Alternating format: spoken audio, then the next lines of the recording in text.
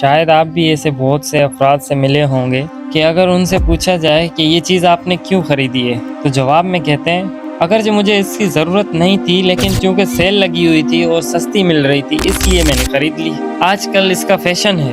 دوست نے کہا تمہیں بہت سوٹ کر رہی ہے، سننے میں آیا ہے کچھ عرصے بعد یہ مہنگی ہو جائے گی۔ اگر گھر میں تھوڑی سی زیادہ مقدار میں موجود ہے تو کوئی مسئلہ نہیں، سب رشتہ داروں نے یہ خریدی ہے اور میں۔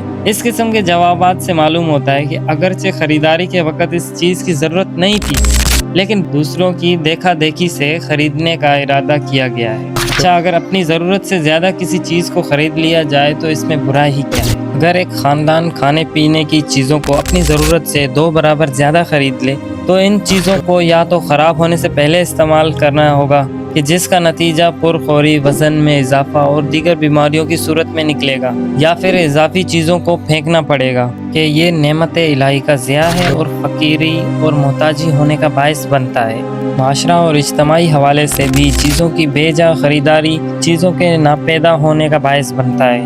چیزوں کے ناپیدا ہونے سے ان کی قیمت میں اضافہ ہو جاتا ہے اور اسی طرح کے نتیجے میں چیزیں مہنگی سے مہنگی ہوتی چلی جاتی ہیں اور لوگوں کی قوت خرید کم ہو جاتی ہے۔ اس کے علاوہ دیگر ممالک کے دست نگر ہونے کا باعث بھی بنتی ہے، کیونکہ اس صورت میں ہمیشہ دیگر ممالک سے ایشیا کو برآمد کرنے کے بجائے اور کوئی راستہ باقی نہیں بچتا، اور اگر کوئی ممالک دوسروں کا دست نگر بن جائے تو سوائے دوسروں کی خواہش کو ماننے کے اور کوئی راستہ بھی باقی نہیں بچتا۔ ناپسندیدہ نتائج کو مد نظر رکھتے ہوئے عقل مندانہ راستہ یہ ہے کہ چیزوں کو انتخاب کرنے میں اپنی اور نزدیکی افراد کے تجربے پر اشتہارات سے زیادہ اعتماد کرنا چاہیے۔ چیزوں کے آئندہ مہنگے ہونے کی افواہ پر توجہ نہیں دینی چاہیے۔ توجہ رکھنی چاہیے کہ آج جو فیشن بڑے زور و شور کے ساتھ معاشرے پر ٹھوسا جا رہا ہے وہ بہت جلد تبدیل ہو جائے گا اور اس کی جگہ نیا فیشن پیش کر دیا جائے گا۔ لہٰذا ہمیں اپنی زندگی کو ان عارضی اور منتظر فیشنوں کے مطابق نہیں گزارنا چاہیے۔ ہمیں علم ہونا چاہیے کہ مہنگی چیزوں کی خریداری ہر انسان کی شخصیت کے معیار کو بلند نہیں کرتی۔ بڑی بڑی کمپنیاں اپنی چیزوں کو زیادہ سے زیادہ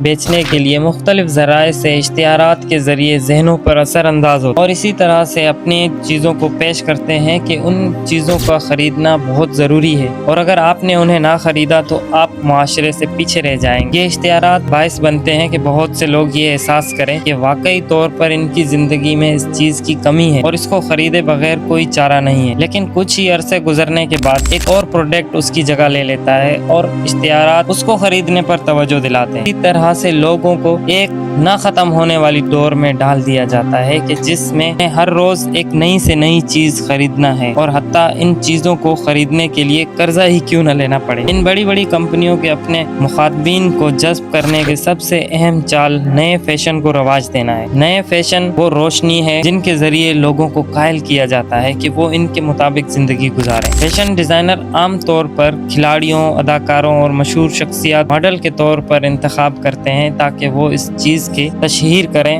وہ لوگ ہیں کہ ذہن میں یہ ڈالتے ہیں کہ اگر آپ بھی افراد کی توجہ کا مرکز بننا چاہتے ہیں تو ان لوگوں کی طرح اس چیز کو استعمال کریں جس کی وہ تشہیر کر رہے ہیں۔ اہم نکتہ یہ ہے کہ جوان اور نوجوان اپنی عمر کے لحاظ سے تنوع طلب اور جزت پسند ہونے کی وجہ سے معاشرے کے دوسرے افراد کے نسبتاً ان فیشنوں کو زیادہ توجہ دیتے ہیں۔ آپ کے خیال میں اس طرح کی پیروی انسان کی شخصیت اور کردار پر کیا اثر ڈالتی ہے؟ مجھے کمنٹ سیکشن میں ضرور بتائیں۔ بیگانہ کلچر سے تعلق رکھنے والے ان درآمد فیشنوں کی پیروی رفتہ رفتہ ایک مسلمان انسان کے اندر زندگی اور طنز فکر کو بھی تبدیل کر دیتی ہے اور اس کو بیگانہ کلچر کی اندھا دھند پیروی پر مجبور کر دیتی ہے۔ اس خود بیگانگی کو ہم معاشرے کے بعض افراد کے نو لباس اور طنز زندگی میں ملاحظہ کر سکتے ہیں۔